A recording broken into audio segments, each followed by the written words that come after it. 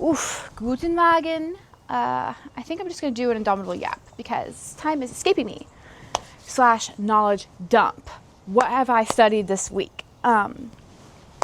Yesterday I was looking into some Gothic literature and I was studying Kafka.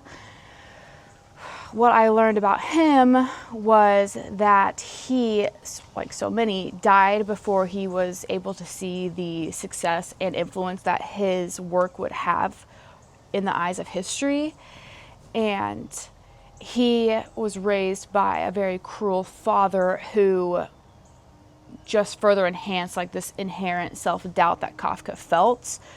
And that self-doubt was displayed in his works through eccentric characters that were put in positions where there was no logical understanding as to why they were in a position that they were in. I know he has one where there's a man who wakes up and suddenly he's being arrested and he's not sure why. There's another one, Metamorphosis, which is seemingly very famous, where the man wakes up as an insect. And one thing that I really enjoyed about studying this yesterday, and one fact that I learned, was that it was actually Kafka's buddy who, despite Kafka wanting all of his manuscripts to be burned, he made sure that they were published. Okay, and then next, I was looking into Bukovsky. And he was a very interesting fellow who found success way later in his life. Kafka died when he was 41. Bukovsky didn't find fame until his late 50s. But one of his quotes is, "Don't try," and this is actually marked on his grave. And what is so delicious about that is, even though you read it and it says don't try, if you study him, what he means is if you have a passion or an art or a creative flow, you don't have to try. And unless you feel that way, you probably haven't found your passion or your purpose. And I just loved that. Okay, next was Nietzsche. And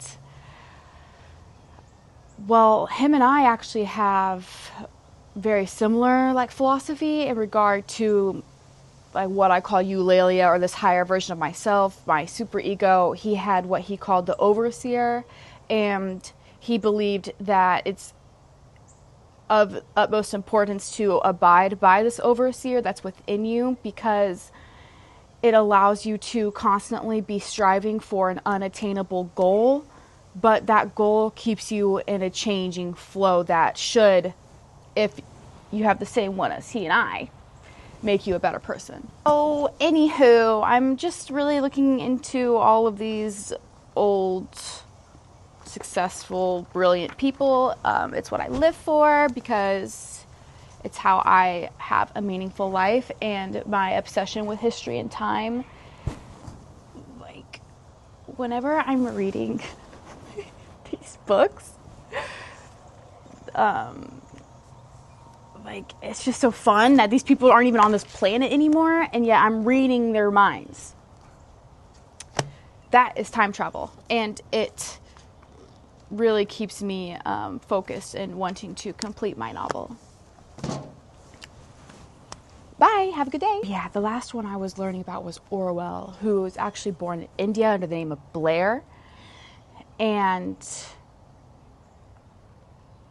he died months after publishing of 1984, so he as well did not get to see the level of success that he actually has.